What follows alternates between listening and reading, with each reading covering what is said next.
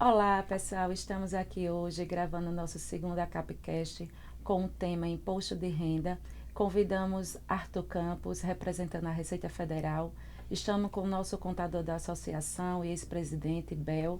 Estamos também com o nosso vice-presidente, Rodrigo Aquino.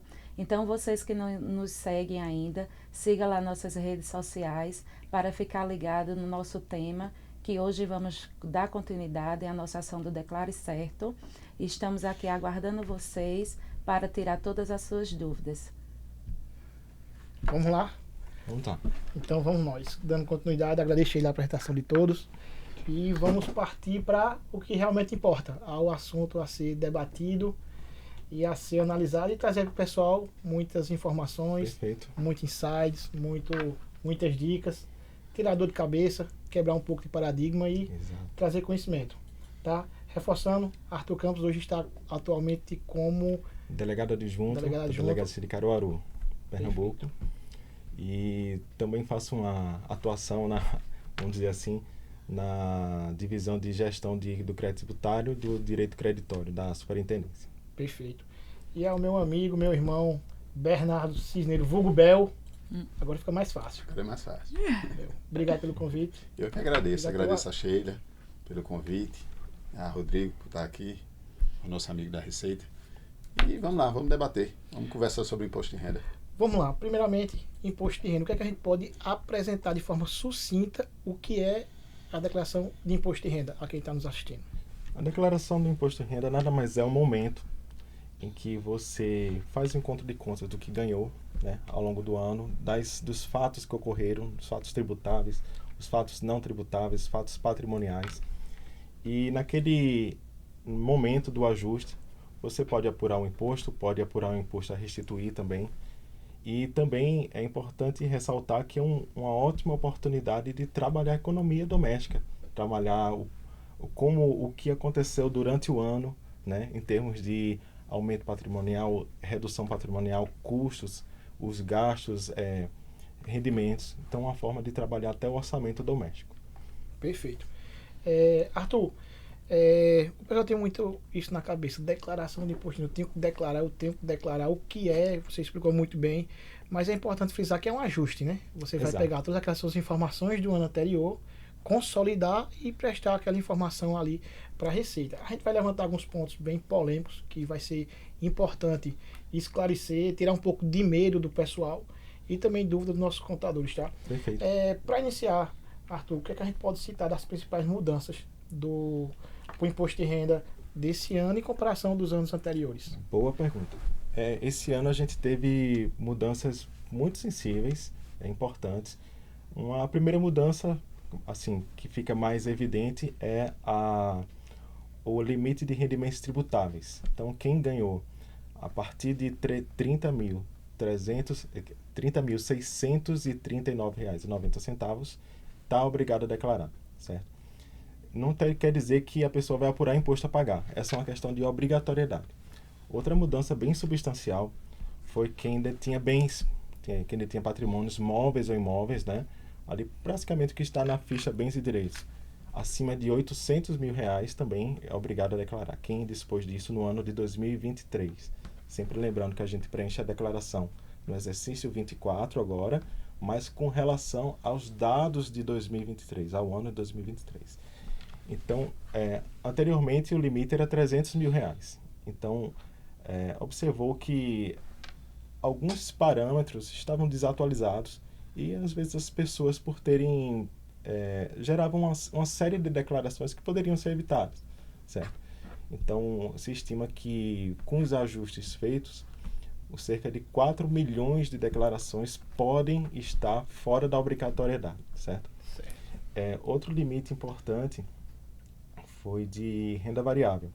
Então, quem alienou, fez operações de venda no mercado financeiro de renda variável, seja na B3 ou no mercado balcão, até R$40 mil está desobrigado de fazer a declaração de imposto de renda. Quem auferiu receita bruta da atividade rural, por exemplo, os produtores rurais, também houve um aumento aí na faixa de obrigatoriedade. Foi para R$ 153.199,50. Então, aumentaram esses limites. Perfeito. Eu queria ter decorado esses números, sei que você decorou, mas enfim, na sua ficha. Bem decorado. Bem decorado. Sobre essa mudança, eu vou levantar a bola aqui com o Bel um pouco. Eu, em minha opinião, eu ainda acho uma tabela um pouco defasada. E O valor de rendimento tributário E muito. Perfeito. Trouxe um impacto, teve uma mudança, teve uma evolução, mas eu acredito particularmente que essa faixa de obrigação poderia ser maior em relação a rendimentos tributáveis. Nós temos mais de 5 anos que a declaração não tinha valores atualizáveis, né? De alguns parâmetros, sim. Principalmente na parte de tributação. A parte tributável já faz um bom tempo que a tabela não mexia, né? Foi sensível? Foi. Mas isso também tirou muita gente da obrigatoriedade de apresentação, né? Esse ano agora, 2024, a gente vai ter uma mudança bem maior. Porque com a isenção de 2 salários mínimos vai tirar muita gente Perfeito. e não fazer declaração em 2025. Né? Mas falando de 2024, houve um ganho, né? Na realidade melhorou. Mas não foi muita coisa. Você vai tirar pouca gente ainda de apresentação de declaração, tá? Talvez algumas pessoas terão que declarar, mesmo não tendo rendimento que é normal, retido, mas se não houver uma atualização para o próximo ano, muita gente vai ter que Exatamente. declarar mesmo sem ter a Exatamente. retenção ali. Eu acredito que no próximo ano talvez tenha uma nova atualização de obrigação, né? Devido a essa correção que teve da tabela de imposto de renda. Uma importante até, um bom insight aqui é o seguinte: a tabela de isenção, né, aquela alíquota progressiva, foi atualizada, mas houve situações fora da tabela que não sofreram atualização. Por exemplo, o limite da parcela isenta do quem tem a partir de 65 anos de idade. Então, na fonte já faz aquela dedução, mas a alíquota anterior de isenção do imposto de renda mensal era 1.903 no ano passado. Passou agora, foi atualizado para 2.211, certo? 2.112, desculpa, R$2.112. Mas a parcela isenta da pessoa que tem a partir de 65 anos de idade permaneceu dos 1.903. Então pode gerar um certo estranhamento para quem for fazer a declaração e tenha mais de 65 anos de idade, mas quando a lei alterou, não deixou de alterar essa parte. Perfeito. Alguns contribuintes têm uma dúvida. Se levanta a informação assim, se eu declaro um ano, todos os anos eu vou ter que declarar? Depende, né? Depende, porque são casos Essa é uma isolados, você tem pergunta que que ver as obrigações de cada ano de forma isolada, não é isso? Você vê o Exatamente. seguinte: se ele cumpre aquele requisito que faz a necessidade dele apresentar, tem um rendimento a partir de 30 mil, tem patrimônio acima de 800 mil, quer dizer, ele vai ser obrigado a apresentar tudo? Vai. Correto. Né? Agora, seria até estranho o cara ter um patrimônio de chegar a 800 mil e o cara não ter declaração de imposto de renda. Tudo bem, depende da situação, mas é um fato muito isolado. Isolado. Às vezes Mas- pode ser uma herança que uma pessoa receba. Mas né? pela renda propriamente dita, vai ter que Vai ter olhar que- todo ano. todo Talvez ano. um ano declare, Todo talvez Isso, outro cada não declare. ano tem uma lei que rege o imposto de renda. Então a lei vem trazendo as obrigatoriedades, vem trazendo certos contornos para a entrega da declaração, né? Então, se você está com um ano em mente 2021, você tem que observar quais serão as regras para 2021, certo? Outra regra importante, que deixa eu ficar citada, que é quem auferiu rendimentos isentos ou não tributáveis, também teve uma modificação bem substancial. Ela, na declaração anterior, era 40 mil, Passou né? para 200. Passou para 200 mil reais. Então, só isso já fez tirar uma grande quantidade de contribuintes da questão da obrigatoriedade. Mas é importante frisar, não estou obrigado, então não vou declarar, nem vou tentar declarar. É uma questão interessante, porque por vezes a pessoa não cai nas regras de obrigatoriedade, mas a pessoa pagou durante o ano calendário imposto de renda retido na fonte. Então, se ela, na declaração, ela não é obrigada e está abaixo até do limite de isenção, no ajuste, então essa pessoa tem imposto a restituir. Então, pelo menos, vale a pena tentar preencher, não necessariamente transmitir, mas verificar.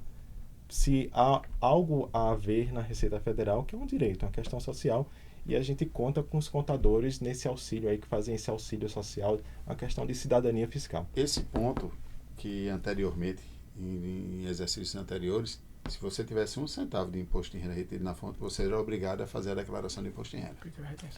Não interessava se você tinha o limite ou não. Se tivesse 1 centavo, obrigava você a fazer a declaração.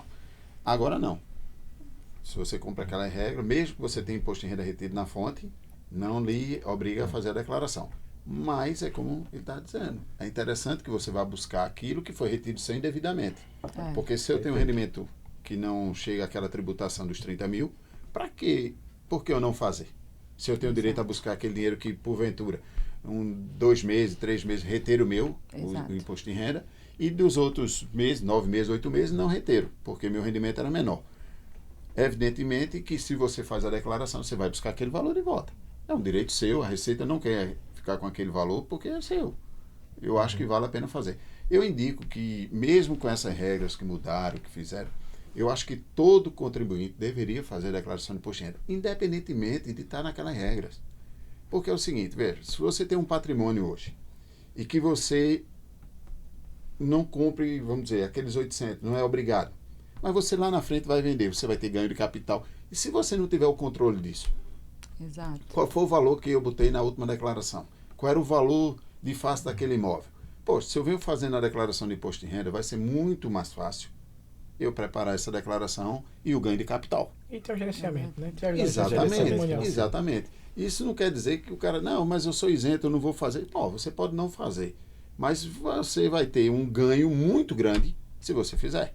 Você vai ter um controle bem maior do seu patrimônio. Eu estou com uma pergunta para fazer para Sheila, mas aí tu deu um gancho muito importante. Por mais quando você tem empresa, nossos clientes, contadores e clientes aí do pessoal que está nos acompanhando, muitas vezes eles não estão no parâmetro de obrigação. Tem um prolabore ali de somando de 24 mil, distribuição de lucro ali de 60, não vai estar obrigado. Mas o que é importante dele declarar? Banco. O banco, para poder gerar o cadastro, e muitas vezes alguns projetos vão pedir o imposto de renda. Exatamente. Então não só vai fazer o imposto de renda porque a Receita está me exigindo, mas porque eu vou precisar para questões para questões rotineiras, bancárias. Financiamentos de moto, de carro. E daí a importância de ter uma até contabilidade o aluguel regular. hoje, até o aluguel hoje, ele pede a declaração do imposto de renda. Você vê que quando você vai comprar um imóvel hoje, a primeira coisa que um corretor pergunta é o seguinte: você tem renda declarada ou não declarada? Ou não declarada. Quando você tem a declaração de imposto de renda, a facilidade é grande. É o comprovante de renda hoje. Eu vou dizer por mim, eu comprei um imóvel e quando tu tem rendimento, comprovado? Tenho. Levei minha declaração de imposto de renda, não teve problema com a Caixa Econômica para fazer o financiamento. Né? Decora nem se fala mais. Isso não. Até mesmo porque Decora virou aquela história seguinte, era um documento oficial do Conselho Regional, mas lá fora muita gente não fazia. Eu mesmo não fazia Decora há muitos anos. Porque a exigência era muito burocrática, a responsabilidade era muito grande. E outra, eu não sei quem está por trás e que está me pedindo Decore. Exato. Eu tenho que cumprir aquela formalidade, mas não bate, essa informação não dá. Existe, né? Existe. Eu vou contar só um caso, não é de imposto de renda, mas é um caso de Decore. Eu tenho um amigo que fez, um profissional amigo nosso, ele fez um Decore para uma pessoa estranha. E, evidentemente, cumpriu lá alguns requisitos, entregou ao o cliente dele. E o cliente levou para comprar uma moto. Evidente, eu não sei de onde ele tirou a renda, botou lá a renda que precisava, tal. O cara não pagou a moto. Aí a companhia da moto foi lá e executou o cara por não ter pago e de tabela pediu a comprovação daquela renda, dizendo o quê? Poxa, eu só fiz o financiamento porque você disse que ele tinha uma renda de X. Senão eu não tinha feito. O que é que isso causou? A corresponsabilidade. E hoje funciona assim. Se você está dando uma declaração, você é corresponsável pela informação.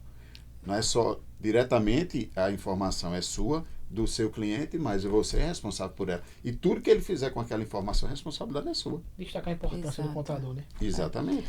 É por isso que eu digo, o próprio imposto de renda, quando a gente faz, tudo bem, não leva o nome do contador que está fazendo a declaração. Para quem está fazendo a declaração é o próprio contribuinte.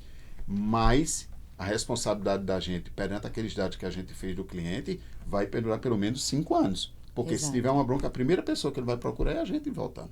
Exatamente. Sheila, para Vossa Excelência agora.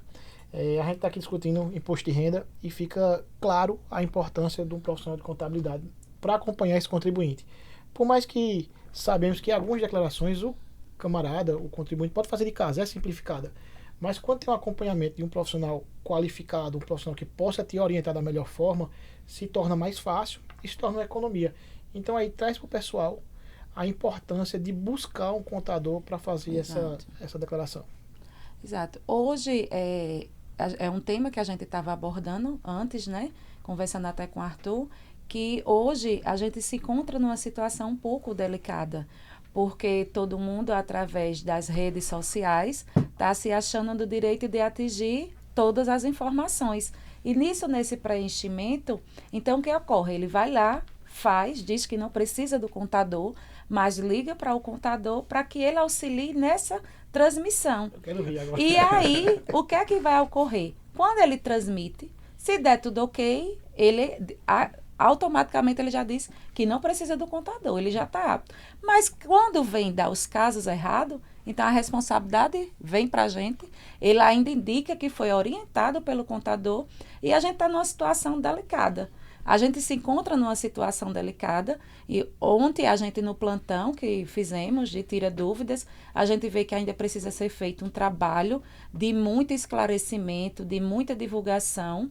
A Receita Federal esse ano está de parabéns, porque fizeram várias lives, ajudou bastante, tanto o contador, né, tanto o contribuinte, mas o contribuinte que se preze, ele tem que ir atrás do contador, porque a gente estuda, se qualifica.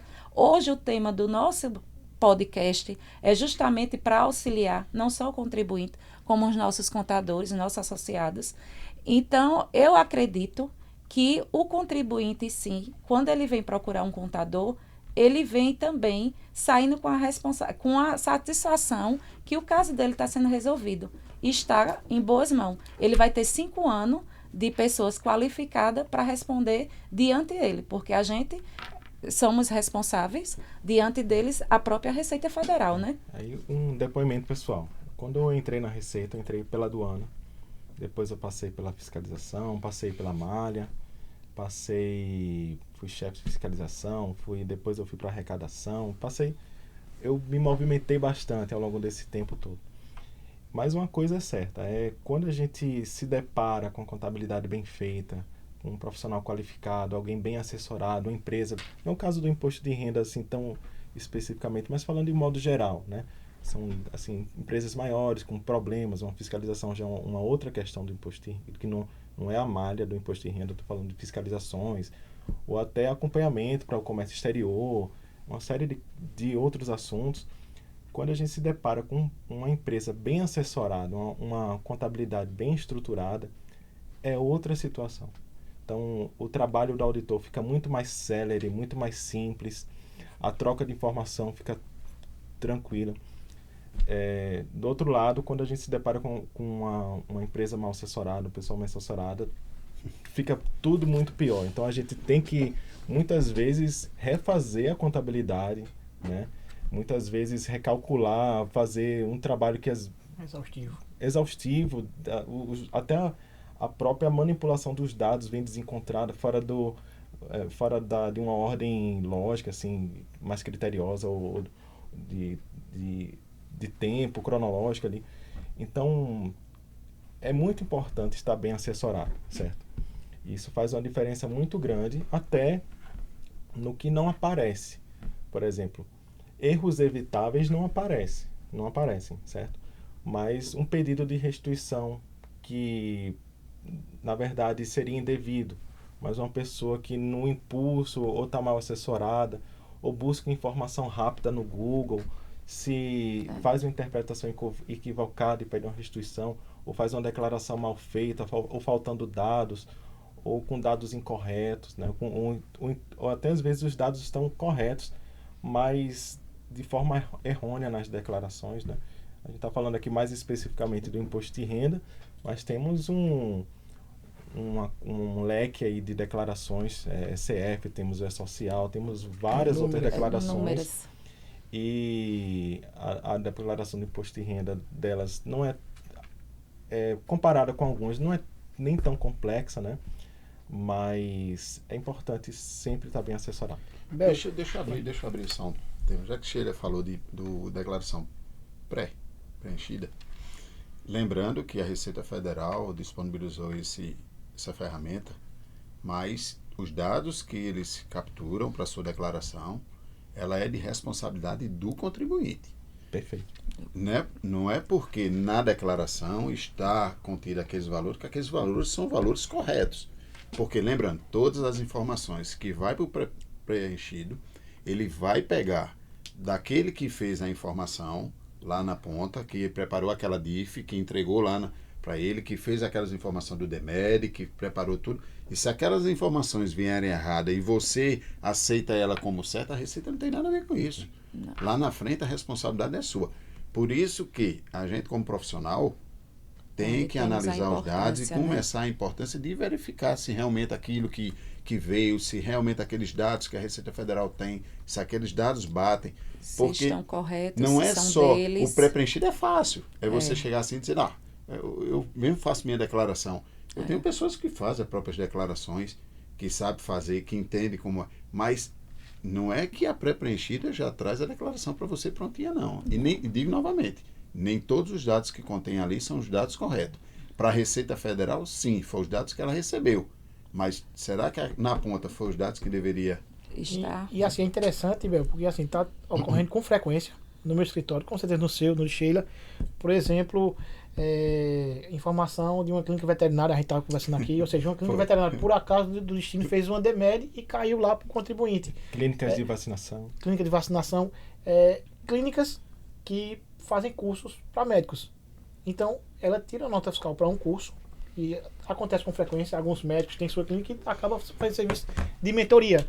E tira essa nota fiscal e envia essa nota fiscal, que foi serviço de educação, que não é dedutível, mas foi um curso profissionalizante, e envia na DEMED como serviço médico. Então, assim, a dica é pré-preenchida, veio para ajudar muito, mas tem que ser conferida e reconferida. Tu fala assim, e não dedutível. Vou entrar nessa matéria de não dedutível. Deixa eu só fazer um breve parênteses, só para não perder o gancho da pré-preenchida. Como foi bem falado aqui, né? A pré-preenchida, ela utiliza os dados que estão sendo fornecidos por diversos atores externos à Receita para a Receita. Então, a Receita não tem como adivinhar qual foi a tua consulta. Então, ela utiliza de uma DEMED para saber uma declaração que um terceiro informou para a Receita. Então, a Receita não tem como até estimar quanto uma pessoa ganha, mas existe a DIF, que a fonte pagadora informa para a Receita, e ela, com essa informação, ela já dá uma prévia do que aconteceu no ano. Por vezes, a fonte que está informando para a Receita também erra. Então, se acontece, por exemplo, a DIF foi encaminhada errada, mas você tem os contra-cheques e vê que tem uma inconsistência ali. O que é que vale? O fato real. O fato real que aconteceu mês a mês. Eu tenho um contra-cheque. Então, você coloca o dado real. Se a fonte pagadora não alterar, você vai cair em malha. Malha não é punição, certo? Malha é o seguinte. Seria comprovação. Temos uma informação que não está batendo.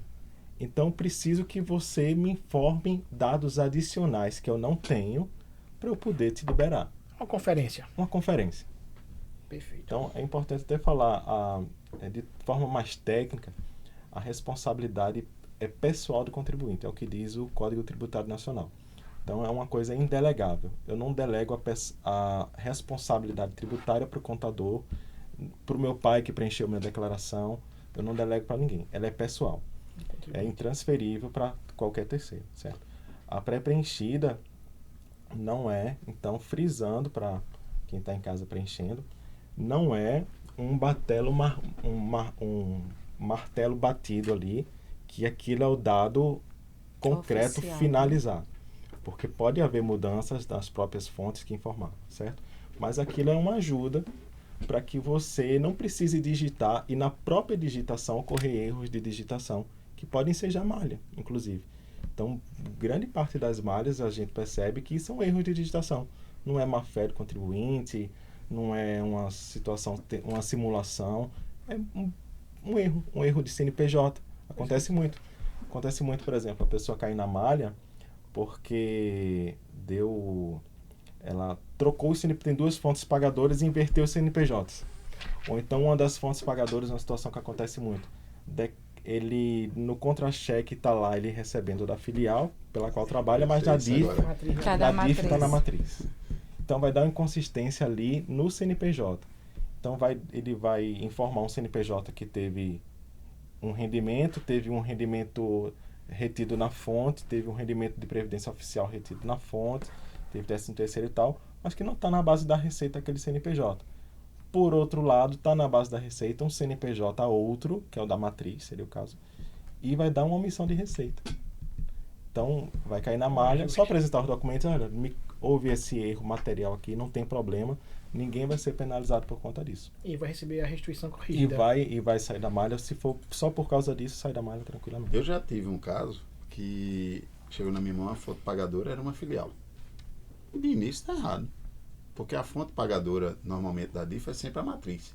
Né? É porque tira o informe pelo sistema. Pronto. Aí, eu digo, olha, procura a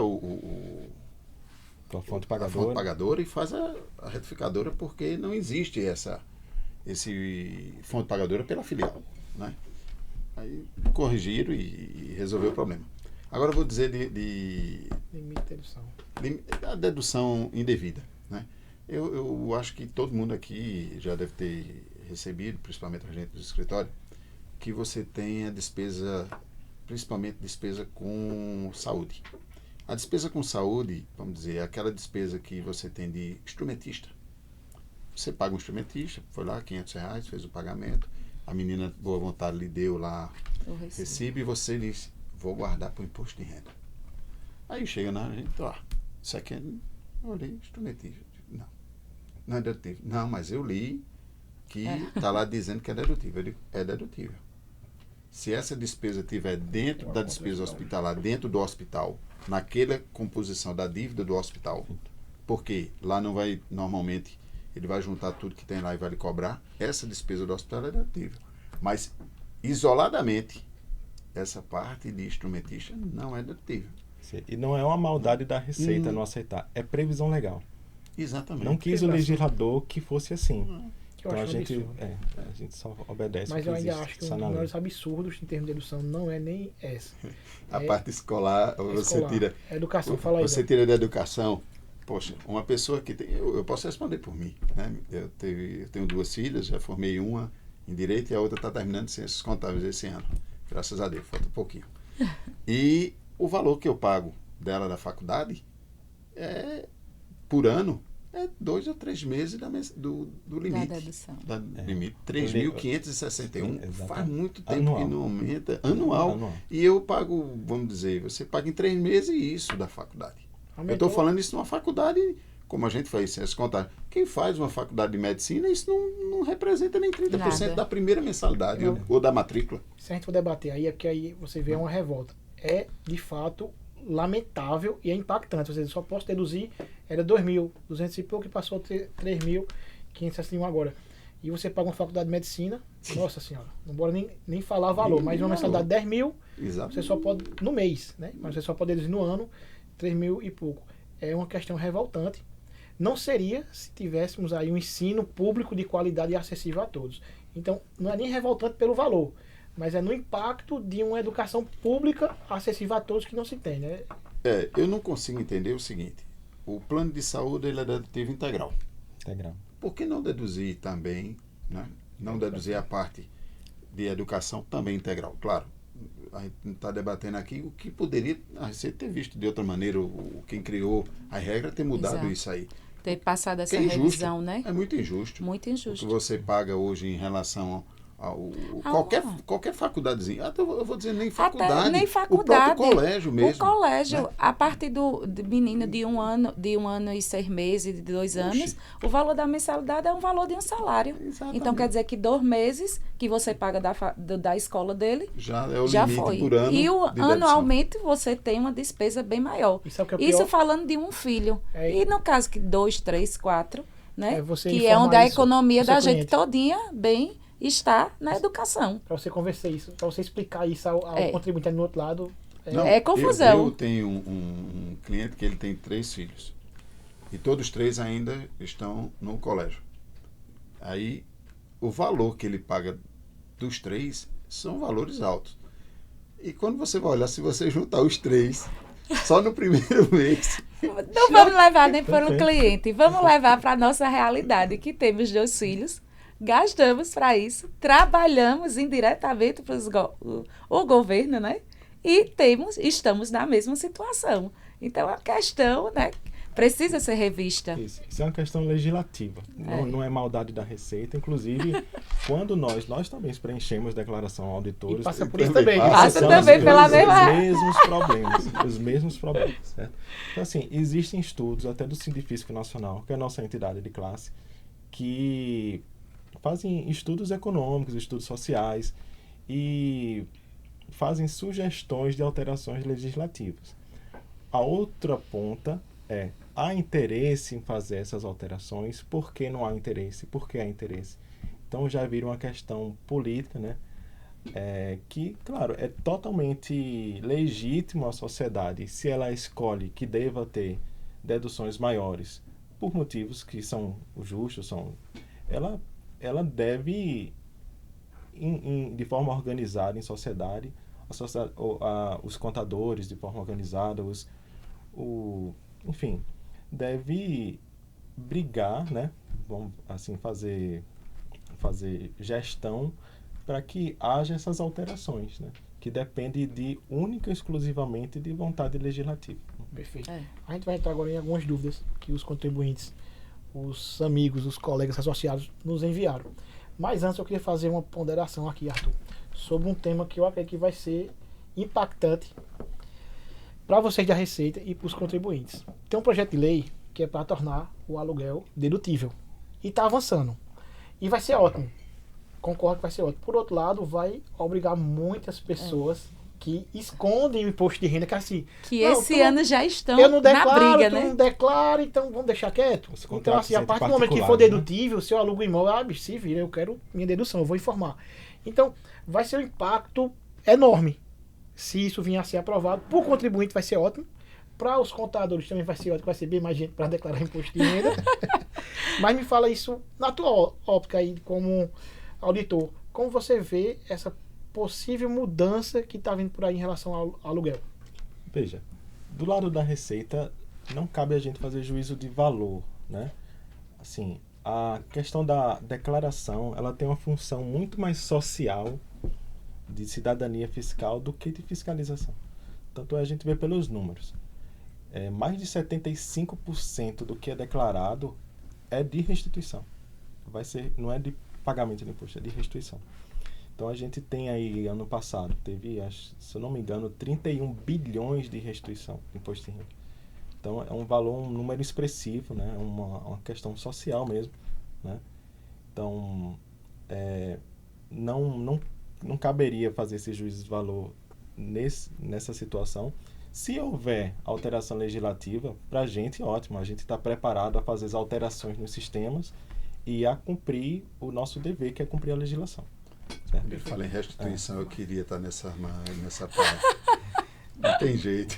Bel, mas para tu, como é que você visualiza? De repente agora aluguel passa a ser dedutível, muitos contribuintes que têm lá vários imóveis ali alugados, na informalidade, vão precisar de um contador, vão precisar de uma readequação, de repente compensa um hold, compensa trabalhar com empresa de locação, ou seja, vai ter uma massa de contribuintes, de pessoas que querem legalizar seu negócio ali, aí vai vir uma imobiliária ou uma holding. Como é que tu vê essa possível mudança do aluguel ali passar a ser dedutível como contador? Lembrando que isso aí é um projeto que projeto ainda de lei. é para lá na frente. Não estamos fazendo para essa declaração de agora, tá? Bom, eu acredito que a gente vai ter 2 situações. A primeira é que vai, com certeza, aumentar vamos dizer, os clientes vão começar a pedir mais os recibos, que hoje a gente vê que pouco tem de aluguéis. Geração de conformidade tributária. Exatamente. E vai começar a criar outros segmentos. Por exemplo, uma pessoa que tem vários imóveis, é muito mais vantajoso que ele transforme aquilo ali numa pessoa jurídica. E não fique tendo aquele rendimento na pessoa física. Aí o cara vai dizer assim, eu tenho que passar o imóvel para a pessoa jurídica? Não. Vai dizer, como é que ela tem rendimento? Mas eu posso fazer um subcontrato. Eu posso alugar o meu imóvel a minha pessoa física ou a minha pessoa jurídica que eu criei, alugo a ela, claro, vou receber um rendimento de aluguel dela, e ela subloca a um terceiro e paga os impostos devidos ao terceiro. Nada ilegal, a legislação permite, a gente está dentro da regra. Só que isso vai ser um segmento para o ano. Já deve ser pensado nisso, porque você jogar... Veja, ainda hoje, nós sabemos disso, não somos aqui criança, que muitos só negam a parte de aluguel. Não aparece, não quer aparecer, não bota lá, não tem... A Receita não tem esse controle, não chega, beleza. Eles vão conseguir passar aí por um bom tempo enquanto a Receita não vê. Mas um dia vai a casa chegar, a conta chega, a casa cai. Porque se começa a ser dedutivo, é claro que eu vou pedir. Vai ter o estímulo para... Eu vou ter, claro, eu vou deduzir na minha declaração, eu vou lhe pedir. E aí o cara vai começar a ter uma receita que ele não tinha, oficialmente declarando.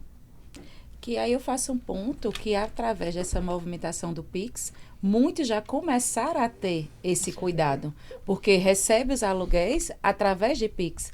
Hoje o dinheiro, cada dia mais, está ficando escassez. Então, o Pix, muitos já estão nessa preocupação de regularizando os imóveis. Inclusive, a Prefeitura está com uma demanda também de regularização de imóveis, de cadastro de imóveis, que tinha muitos que para a Prefeitura era um terreno. E hoje são prédios, são vários apartamentos. Então, hoje isso também, quem tem, né? Que hoje em dia muita gente saiu do comércio para ficar na administração de imóveis. Junta o bem, tem um irmão ali, tem meus 5 irmãos, tem minha mãe, tem meu pai, eu vou fazer a administração de todos os imóveis. Então, hoje também, devido à economia, novas empresas que estão chegando na cidade, o que é que está se fazendo? Estão derrubando as casas, criando os apartamentos, para o quê? Com 1 quarto, 2 quartos, para que esse pessoal que está vindo de fora trabalhar nas grandes empresas que estão sendo instaladas em Caruaru. Então, também um modelo padrão que se tinha, hoje Caruaru também está com um novo modelo de imóvel.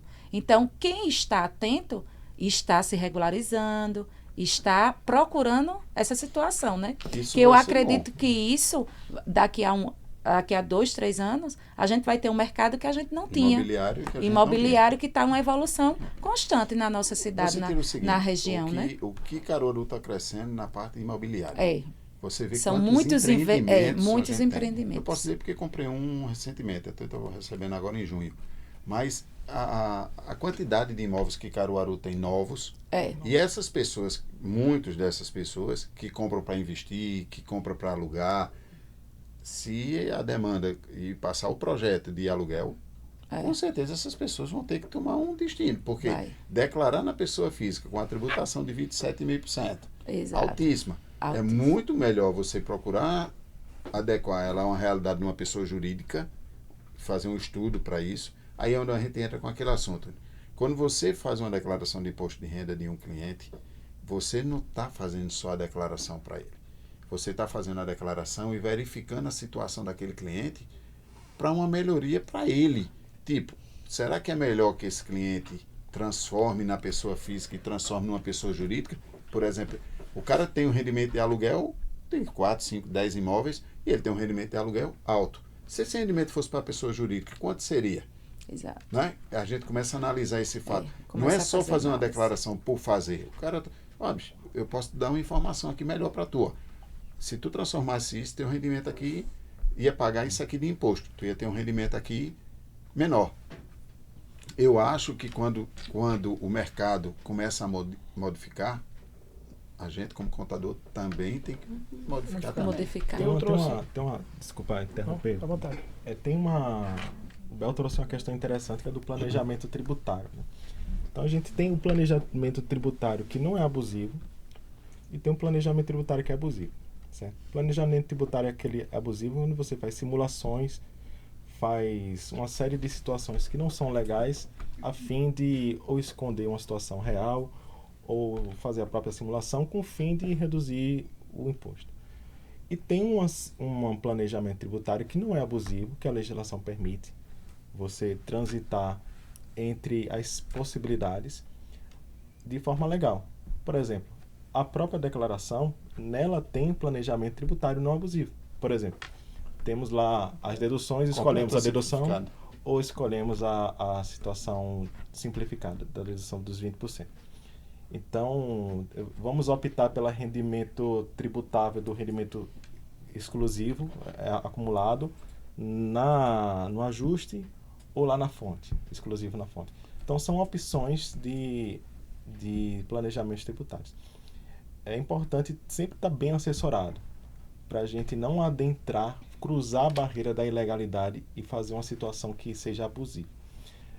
Teve uma questão também que a gente, de obrigatoriedade nova, de planejamento tributário, que não estava contemplado. Na verdade, não existia nem legislação falando sobre isso, que foram os casos dos planejamentos tributários no exterior, para fins de sucessão, as offshores, as trusts, que veio no final do ano passado com a Lei 14.754. Ela veio trazendo essas modificações e, inclusive, tem reflexo na obrigatoriedade em 3 momentos. No caso que a gente chegou a comentar, que é os valores que você tinha de bens e direitos em 2023, sendo esses bens e direitos adquiridos antes de 2023, você pode atualizar o valor de mercado em 31/12/2023, a alíquota base de 8%, a alíquota reduzida. Lembrando que o ganho de capital, a alíquota inicial, até ganhos de 5 milhões, né, é de 15%. Então, a alíquota progressiva vai subindo conforme o ganho de capital. Quem tem empresas controladas que controlam patrimônio no exterior também, tem que colocar isso na declaração, e as próprias trusts, né, que são também questões de patrimoniais, de bens, sucessão, planejamento tributário no exterior. Também você pode optar em você deve colocar os bens que estão na trust sendo controladas por uma pessoa, o trustee, né, que é a pessoa que tem o trust é confiança, né, que você confia nessa pessoa para controlar seus bens e gerenciar seu patrimônio no exterior. Então você controla, apesar de estar numa pessoa jurídica, né, você pode colocar elas pontualmente, pessoalmente, os bens lá na declaração. Perfeito. Eu pensei e foi planejado mesmo trazer esse assunto nesse intervalo de debate de imposto de renda, que é para chamar a atenção de quem está nos assistindo, da importância de nós, contadores, possamos nos preparar, tá? Possamos estudar um assunto que é justamente essa parte imobiliária, porque vai ser um boom e vai ter uma demanda para nós contadores. Então, quem está nos assistindo aí, fica a dica de procurar especializar, saber um pouco mais de contabilidade ligada à imobiliária, de holding, porque vai ter uma demanda de fato profissional em relação a isso. Por isso que eu trouxe esse assunto, dando uma pausa em imposto de renda, mas para chamar a atenção do pessoal, para levantar esse interesse. Estudar, ainda é uma suposição, estudar, ainda é uma suposição. Estudar, fazer uma análise do seu cliente, né? Justamente. Vai vir ou não vai vir o aluguel ser dedutivo? É uma suposição que provavelmente tende a ser aderir a essa opção por parte da legislação, e vai ser um boom para nós contadores. Então, levantar para o pessoal a intenção de estudar e se adaptar a esse momento. Vamos agora passar ao momento final aqui da gente, que é algumas perguntas que nós recebemos. Vou levantar na mesa e vocês vão respondendo aí, tá? Perfeito. Uma primeira pergunta: posso declarar gastos com estética? Pode. Veja, antigamente, a gente que é um pouquinho mais antigo na contabilidade, existia aquela regra que dizia o seguinte: tudo que era estética, mesmo com comprovação dada pelo médico, o recibo médico, ela fazia uma cirurgia de estética, ela não podia ser dedutível. Eu já tive caso no escritório que o auditor fiscal da Receita Federal, ele pediu que o médico discriminasse o que tinha sido feito, se aquilo era esteticamente ou não, para poder saber se é dedutível. A Receita acabou com isso. A parte de despesa médica é a despesa médica. Não importa o que você fez. É importante só frisar que o gasto estético tem que ser feito com um profissional médico. Então, por exemplo, Médico. você vai aplicar Botox numa clínica que é uma pessoa que fez um curso para aplicação de Não. Botox, uma coisa... O médico ou dentista seria, né? não entraria, certo? Então, tem essa particularidade na estética. A parte médica aí é a essencial. Se o médico comprovar que fez aquele serviço, acabou. Então, de forma resumida, o gasto estético pode ser deduzido sim, se for feito por um médico Médico. ou por um dentista. Isso. Perfeito? Outra questão, posso atualizar o valor da minha casa? Depende. Se houve ali benfeitorias que podem ser suportadas por documentos, você pode comprovar que você fez um anexo, fez uma edícula, aumentou um quarto, um banheiro, você pode e deve colocar o valor lá, atualizar. Quais seriam essas comprovações? Seria Notas fiscais. o ARTCREA, seria um documento emitido pela prefeitura, tipo uma licença de construção para construir aquela... Se for pequena reforma, pode ser uma nota fiscal, pode ser o recibo do pedreiro ali. Pequenas melhorias, por exemplo, troquei o piso, não entraria, certo? Seria uma coisa que... Teria que ser Pintei a passível casa, não entraria. a um cadastro nacional de obras. Teria que ter o CNO ali ou uma autorização da prefeitura. Seria um aumento, uma coisa que agregasse realmente. Não, gastos de manutenção não entra. Certo. Perfeito. Então, é importante também o valor que deve estar na declaração, o valor de aquisição, certo? Esse valor ele não se atualiza. Tem algumas exceções que imóveis muito antigos, tem algumas particularidades que o próprio programa gerador de ganho de capital, ele já pede a data da aquisição do imóvel e com base nisso ele tem redutores do valor do imóvel. Quando vai fazer o ganho de capital. Quando vai fazer o ganho de capital, quando acontece a alienação. Mas não é algo que a gente deve se preocupar. O programa faz sozinho, são alíquotas. Mas uma coisa que a gente tem que saber que já está mais próximo assim, das pessoas, dos problemas comuns, né? Que envolve declaração.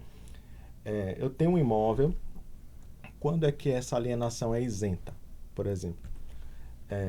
Tem algumas situações. Ele tem que ser um único imóvel que a pessoa tenha, né? Esse imóvel não pode ultrapassar 440 mil, a isenção vai até 440 mil, né?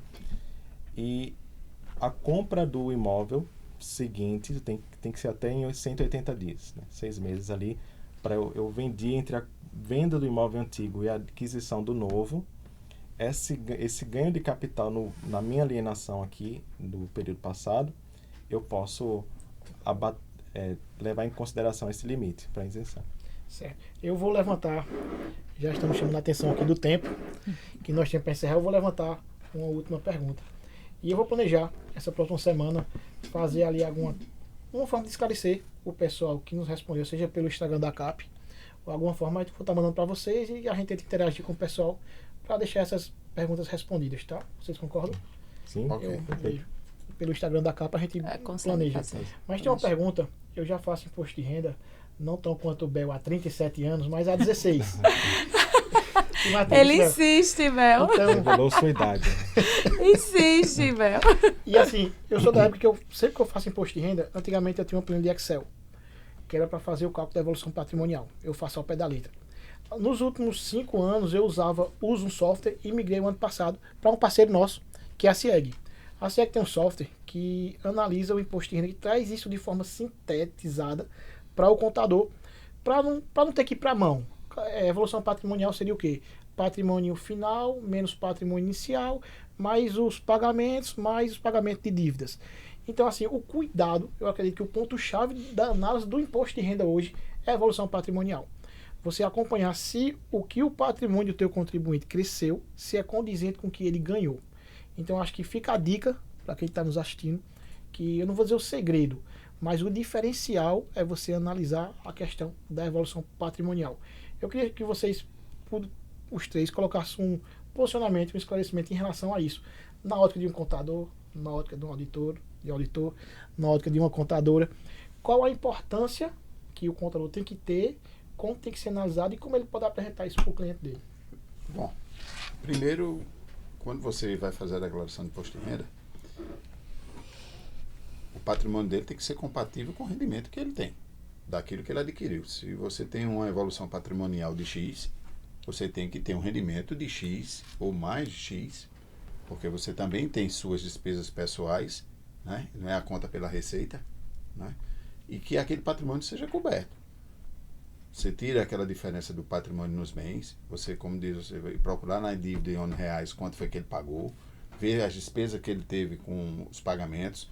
Quando você soma isso aí, quanto deu? X. Quanto foi que tu ganhou?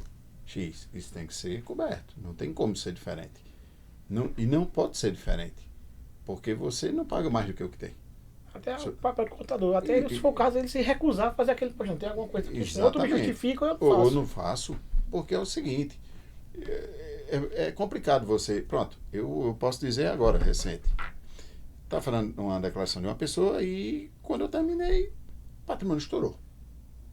Eu achei estranho. Partindo da pessoa que estava fazendo a declaração comigo, é estranho. E eu liguei. Só, fulano, o que é que está acontecendo? Porque aqui eu tenho X e X não bateu. Lembrei. Faltei te mandar um negócio. Que foi? Eu recebi de uma pessoa minha da família realmente uma doação de X. Inclusive, essa doação estava dentro do limite da Secretaria da Fazenda e eu recebi mesmo, de verdade, e foi quando eu adquiri isso que tu tá vendo aí. Importante estar na declaração do donatário. Também. Aí eu disse, foi, eu disse, deixa eu confirmar, que era um irmão, deixa eu confirmar com o meu irmão. Aí confirmou o irmão, disse, eita, foi mesmo. E eu esqueci de botar na minha declaração também. Veja, ele esqueceu de botar na dele, ela também, por sua vez, não lembrou, mas estourou quando eu fiz. Aí, exatamente, quando eu coloquei o rendimento que ele fez de doação do irmão dela para ela, acabou, estava cobertinho o patrimônio dela. Essa análise, se você fazer a declaração por fazer, você faz a entrega, acabou. Depois, vai ter que justificar junto à Receita Federal o que foi que houve na sua evolução patrimonial. Da parte da Receita, a ficha, né, a parte da declaração do ajuste, que fala sobre bens, fala sobre bens direitos, o patrimônio da pessoa, é informativa. Ela não está constituindo base de cálculo para apuração de imposto nenhum, meramente informativa. Mas a Receita, ela não também se limita ao que foi informado na declaração, certo? A gente tem muitas outras formas de apurar variações patrimoniais a descoberto, que seria o caso, né? Uma das formas é interessante assim, mostrar um pouco do trabalho da Receita são variações exteriores de riqueza, que é, por exemplo, redes sociais, viagens ao exterior, o que está trazendo, movimentação bancária, movimentação do cartão de crédito. Então temos acesso a um rol de informações que juntas à declaração formam uma certa convicção de que ali está acontecendo alguma coisa que não deveria. Perfeito. Deixa eu só perguntar uma coisa. Vou pegar meu Instagram. Isso é uma situação que, como contadora, que eu oriento muito aos clientes lá no escritório, justamente isso. Como é que você me traz essas informações e a sua realidade é outra? Esqueça, rede social, hoje vocês estão se entregando, porque vocês têm, diante da Receita Federal, são totalmente pessoas em cima de um salário mínimo, vamos botar valor. Mas quando você vai olhar seus status, você é um milionário. Ah, mas isso aí está parcelado, isso parcelou em sei quantas vezes. Mas seu cartão paga, seu financiamento do carro paga, o financiamento do seu apartamento paga. Então, a gente precisa desse lixo. Hoje, eu acredito que você fazer alguma declaração não só é você fazer. Hoje está tudo, como a gente volta a frisar, né, que a gente contador está com esse muito prático. Todo mundo acha que é muito prático. É baixar o programa e transmitir. Mas não está baixar o programa e transmitir. Às vezes essa transmissão, sem uma orientação, sem um acompanhamento de um contador, de uma pessoa esclarecida, você está se entregando. E esse se entregar é você estar botando informações que você mesmo não sabe nem como vai justificá-la lá na frente. Produzindo provas. Então, a importância de um contador numa evolução patrimonial é muito grande, porque é um histórico de um ano que está se resumindo em um momento, que vai ficar guardado ali durante 5 anos. Então, tem que existir esse acompanhamento. E outra coisa que a gente tem que estudar a vida do cliente, né? Você tem o marido e a esposa, certo? Os dois têm rendas e fazem declarações separadas. E vocês adquirem um imóvel. bota na declaração do marido. Bom, está lá declarado. Só que o dinheiro dela serviu para comprar aquele imóvel. Quando você faz a evolução patrimonial dele, estoura. Porque o rendimento dele, por si só, não cobra aquele patrimônio. Mas você lá na frente da declaração, você botou o CPF dizendo que tinha um cônjuge. Você informou. E quando você informa aquele CPF, evidentemente que a Receita Federal deve cruzar o quê? Bom, estourou o patrimônio dele, feita a declaração dele. Mas a esposa dele tem rendimento também que unifica, né? Unifica. Só Porque suporta aquele no passado, né, um pouquinho mais distante aí, existia um campo na declaração que nós informávamos a parte financeira da esposa. Esse campo foi acabado na declaração de imposto de renda. Você dava só o informe ali. Quem faz declarações há tempo, gestões passadas, você tinha lá aquele campozinho que informava lá quanto era o rendimento da sua esposa, tal, que servia exatamente para você trabalhar com evolução patrimonial. Hoje não tem mais. Mesmo que você declarasse a dela, tem que botar lá também Você botaria a informação lá, existia isso, né? Não é da tua época não, né? Mas você botava essa parte financeira que serviria para você cobrir aquela parte essa patrimonial. Evolução, né? Essa evolução patrimonial hoje, com certeza a Receita consegue fazer uma análise, né? porque ele pega a declaração e você disse que tinha uma companheira e ele vai pegar as duas declarações para... Eu acho que essa informação é consolidada, né? Na base da Receita. Pelo menos para a evolução patrimonial, a sim. consolidade tem a própria DOI, que unifica o entendimento, vamos dizer assim. Tá. Mas tem dois lugares na declaração onde você deve, né, preencher, que é o CPF do cônjuge e nas descrições do bem. Então, esse bem está lá, os dados, né, de valor. Mas lá você vai dizer onde foi adquirido, qual é o documento da prefeitura, informar a matrícula, dizer esse bem foi adquirido em tal data, foi repartido com o cônjuge. Você faz a descrição lá, que numa possível seleção para fiscalização, esses dados vão ser levados em consideração até para ajudar na própria seleção. Pessoal, estamos chegando ao final. Infelizmente, muitas dúvidas não puderam ser respondidas, mas vão ser durante a próxima semana. Teve pergunta aqui de MEI, teve pergunta de rendimentos na Avenue, na Nômade, teve distribuição de lucro, rendimento de autônomos, atuação de bens. Então, assim, durante a semana a gente se compromete a responder o pessoal de alguma forma pela rede da CAP. Vou fazer meu agradecimento, passar para vocês também, e Sheila faz o devido encerramento. Agradecer a todos que estão nos assistindo ou que vão nos assistir. Que Deus abençoe a todos, que mais momentos como esse a CAP vai propiciar para todos, que possamos fortalecer a classe, que esse é o objetivo, isso nunca vai deixar de ser, todos saem ganhando, que possamos sempre ter essa comunicação salutar e branda com vocês da Receita. Isso é fundamental para o desenvolvimento. E agradecer a presença de vocês dois, agradecer o convite de minha amiga Sheila. Passa a bola para você agora, meu amigo.